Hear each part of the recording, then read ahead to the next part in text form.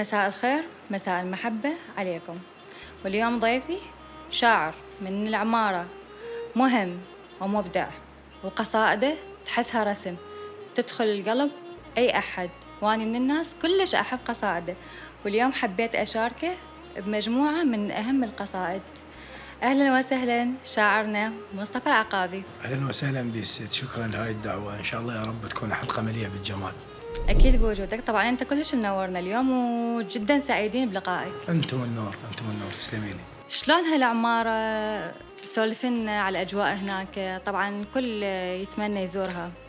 بصراحة العمارة بخير ونعمة وربيع، وألف تحية من هذا المكان الكل أهلنا بهاي المدينة المجاهدة، مدينة الأبطال والمجاهدين ومدينة الإباء. بصراحة وش وقت ما تجون هلا ومليون هلا بيكم. كفو والله، قد الهلا. أنت عندك مقطع اللي أنا راح أبدي بيه، اللي هو كلش أحبه، اللي آخر شي هسه هو منتشر. قل لي البيت اللي بصف كم يبيعونه؟ قل لي البيت اللي بصف كم يبيعونه؟ أحب ديرتنا بس وجهك جبرني اليوم، أغم المنطقة دربونه. البيت اللي بي حضرتك يسوى 10 بيوت، ركن ويخبلن من بيوت زيونه. الله عليك. الله. عندي واحد ثاني، طبعا راح ألود عليك أنا أتشرف، فتحملني. أتشرف. بس هذا اللي هم كلش أحبه، فرد أشاركك فيه. أوكي، وهو اللي تسوى تعب عليك. تسوى تعب عليك وتسوى حبنك، يلي مخليني قبل أهلك.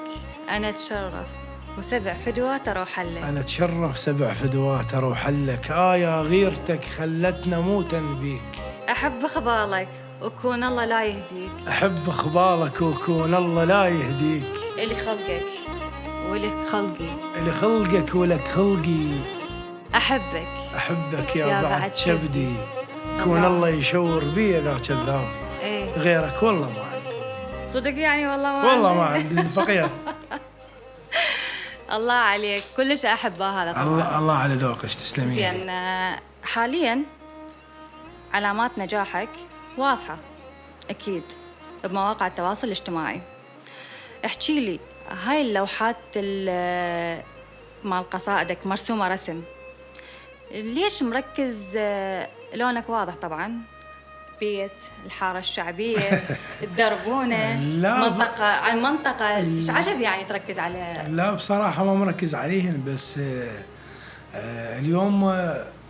اليوم الشاعر عنده بضاعة يعني مثل التاجر يعني، فالمفروض يعرف اللي نزله واللي طرح، يعرف انه يحبون الناس راح له لا. فبصراحة اغلب الاشياء اللي نكتبهن اولا هن صعقات لانه موجودات بالمجتمع، وبدليل انت واحدة من الناس حابتهن كلش.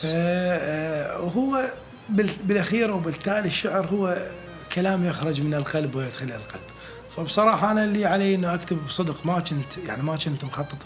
ما كنت مخطط إنه إلا أكتب بيت ولا أكتب دربونة ولا أكتب. يعني هاي بدون تخطيط أنت؟ يعني جت صدفة؟ بدون تخطيط. أغلب الأشياء نكتبهن مرات نحسبيهن. نعم. ومرات ممكن نكتبهن مو لأن إحنا حاسين بيهن، نكتبهن لأن نعرف إنه الناس تحبهن. بس أنا بالنسبة لي اللي أحبهم كلهم بيهم بيت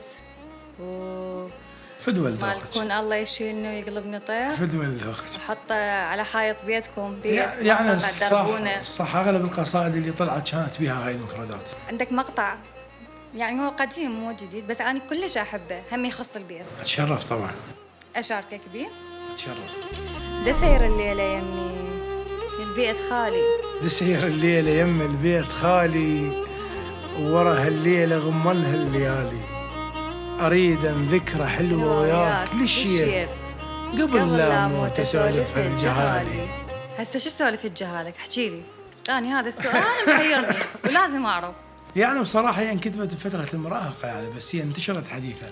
ايه؟ فمعذور. يعني كنت مراهق من كتبتها ما تعرف شنو؟ اي لا مو ما كنت أعرف، طبعا كنت أعرف، بس هي كانت يعني إنه تعرفين إنه حلم كل مراهق ممكن حبيبته يمه يتصورها ليلة عظيمة. زين، أغلبية لقاءاتك تحكي هواية على الغيرة، بس صح. أنت أوفر، ليش؟ لا أنا جدا أختلف، أنا مو أوفر، بالعكس. شوفوا سارة، أنا بالنسبة لي بصراحة أحكي يعني الإنسان اللي أحبه، الإنسان اللي أحبه بده من يتمرض ما يروح للدكتور، طب عرب واشويه. اشويه شو والله. قلت له طب عرب واشويه، انا زلمه شرقي.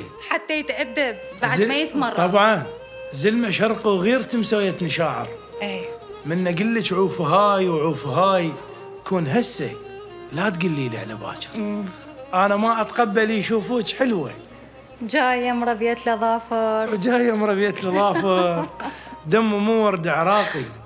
انا دم مو ورد جنوبي، لو انا قالبت الجقاير. ويلي الله يساعدها اللي ببالي، الله يكون بعونها. دكتور ما تخليها تروح تشويها. انا بصراحه ما اعرف من اللي ببالي. ما تعرف؟ لا طبعا. اوكي، لا عليه من تغار اللي تودي تشويها من تتمرض. لا مو قلت لك انه ممكن الاشياء اللي نكتبهن يعني مو اللي احنا حاسين بيهن. نعرف الناس يحبوها. زين، كل هاي كمية الحب والغيرة اللي مأوفر بيها أنت. بالنسبة لك ما أوفر بيها، أنا بالنسبة لي كلش ما أوفر بيها. يعني اللي تشويها الحب لازم تكون بيه غيرة حقيقية وأشوفها. أوكي غيرة، أوكي مطلوبة هي الغيرة ولازم. يمكن المفروض تكون أكثر من اللي تصورينها. بس مو درجة تشويها حتى يعني وجهات نظر تختلف، يمكن التعبير معنى أكثر من اللازم. المهم هاي درجة الغيرة والحب هي اللي خلتك تكتب قصيدة شو ذاني ما أحب عليك شمالني. هي القصيدة لا، هاي ذيك موضوع وحد وهاي موضوع وحد، وحاب نستذكر فد بيتين أو ثلاثة من هاي القصيدة. يلا. تقول شو ذالني ما أحب عليك شمالني، شافوك بالظلم رحت قلت لهم يدور علي ما خانني وشافوك لابس بدلتك وصوت الهلاه اللي ينسمع مو مالك لهم صاحني. الله قوية. تعرفين مرات الإنسان اللي تحبه لازم تطمطم له على قولته هنه، فقلت لهم يدور علي ما خانني. الله يا بعد كلش قوية. يا بعد حبيتها حيل. تسلمي لي. يعني انت هيك طيب وقلبك مسامح وطمطم. يعني هم ما يصير اقول انا قلبي طيب، بس اغلب اصدقائي يعرفون انا قلبي طيب، حتى ويا الناس اللي بصراحه ذوني وممكن خانوني، بس انا من النوع اللي اسامح. طيب ايش سويت لنا للعراق، للحشد، للقوات الامنيه؟ ايش كتبت؟ ألف تحية لهم أيضا من هذا المكان. بصراحة الحشد له فضل كبير على كل العراقيين، يعني لو ما هم يمكن ما نقعد هاي القعدة احنا اليوم. أكيد. فشاركت بمسابقات هواي وقرأت قصائد هواي للحشد، وأستذكر موقف يعني بصراحة غثني. يعني اليوم أنا كمواطن عراقي من التهمة ولدنا بالسرقة بثلاجات وغيرها، أنا ما أحب أسولف التفاصيل بس اللي الناس المقصودة يعرفون. نعم. فقلت على لسان الحشد قلت بوقني وأمس مسحات وبرضة تبات، وتاهمن بوقت بيرجعت للدار، وناكر جيتي وجربتي وجرف الماي، وانا ناس المضى والباب والبسمار، طلعت من الحرب لذقت فحم ما بيك، وانا الخاطرك قمت استلذ بالنار. سلامتك. تسلم. تسلمي. والله يحفظ قواتنا الأمنية. الله يحفظها. ويحفظك ويسلمك طبعا. الله يسلمك. تسلمي. سؤال لك أريدك تجاوبني بصراحة. أوكي. إذا أحد ضوجك استفزك زين شلون تجاوب بقصيدة؟ اعطيني قصيدة هيك جريئة. لا هي الجرأة يعني ما لها علاقة، يعني انت قصدك ممكن مال انت محترق قلبك عصبي من احد بس يعني تجاوب بقصيدة. يعني اقرا لك نوع من قصائد الهجاء. اي نوع من قصائد الهجاء تقول سيفك ما ارد ابدر قلا سيف، ولو للخنجر انت سنين جناي، تشلب بي لا تخسرنا وصيك، خشبه وراسي يطلع قوه على الماي، وتعب صفنتك لف شصك وقوم، دهله وما يبين شنه جواي، غميج ونشفت روحه للعناد، ردت صدر البلم ما يمشي فوقاي. سلامتك. بالآونة الأخيرة هواي إلك قصائد تغنت. سؤالي هو الشاعر ضروري وجوده بالاستوديو يكون يم الملحن والعازف، لو مو ضروري يعني يعوف النص ويروح؟ يعني هو الإبداع يوصل، بس الشاعر مهم جدا يكون قريب بالاستديو، يكون قريب من الملحن، يكون قريب من الفنان، لأنه تعرفين يعني ممكن مو مفردة، ممكن الحرف مرات من يتلحن ما يتلحن مثل ما راسم بباله الملحن، فلازم يكون قريب عنهم حتى يصلح ويجمل بعض الأشياء حتى تطلع بصورة لطيفة، فوجوده جدا مهم بصراحة. دخلنا المحكمة هالمرة إيد بإيد. دخلنا المحكمة هالمرة إيد بإيد، وخليت المسلسل ينتهي بحلقة، وشفتهم ما رضوا من بست ودنيت.